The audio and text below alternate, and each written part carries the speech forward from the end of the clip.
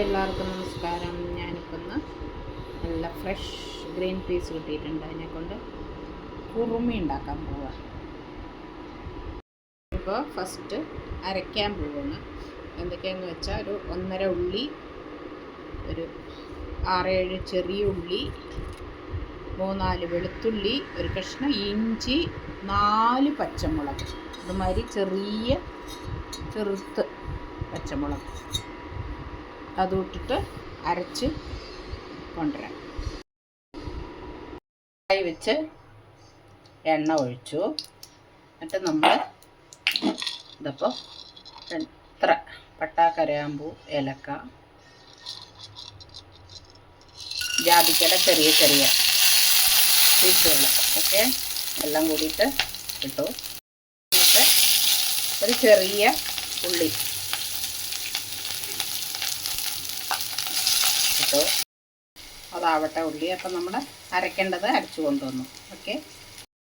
ഉള്ളി ഒന്ന് അരയുന്ന സമയത്ത് 2 ചെറിയ തക്കാളി, ഉപ്പ് ഇട്ട് നന്നായി വഴറ്റി എടുക്കണം. ഒന്ന് തക്കാളി ഉടയുന്നവരെ ഒന്ന് അടച്ച് വയ്ക്കാം. ഓക്കെ. അപ്പോൾ ഈ ഒന്നുകൂടി നമ്മൾ കുക്കറിലെല്ലാം ഇടും.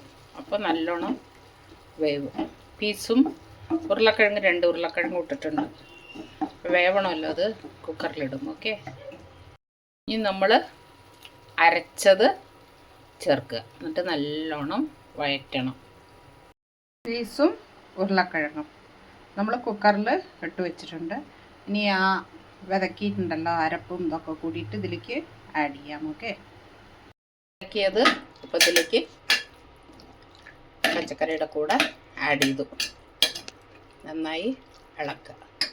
നമുക്ക് തേങ്ങയും കാഷ്യൂനട്ടും പിന്നെ പെരിഞ്ചീരവും കൂടിയിട്ട് അരച്ചു കൊണ്ടുവരാം. അതും കൂടി ആഡ് ചെയ്തിട്ട് നമ്മൾ കുക്കറിൽ മൂടി വെച്ച് വിസിലിട്ടിട്ട് എടുക്കുക. ഒരു 3-4 വിസിൽ വരുന്നവരെ. അപ്പം നന്നായിട്ട് യോജിക്കും.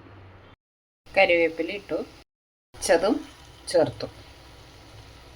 കുറച്ച് വെള്ളം ചേർത്ത് ഒഴിക്കാം. നന്നായിട്ട് യോജിപ്പിച്ച് cooker മൂടിയിട്ടിട്ട് വിസിലിട്ട് ഒന്നെടുക്കാം. Okay.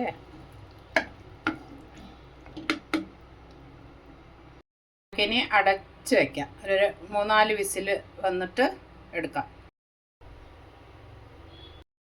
Potato green peas kurma ready. കൊത്തമല്ലി ഇല മേലെ വെച്ച് നല്ലൊരു അടിപൊളി കുറുമ. എല്ലാവരും ഉണ്ടാക്കി നോക്കൂ.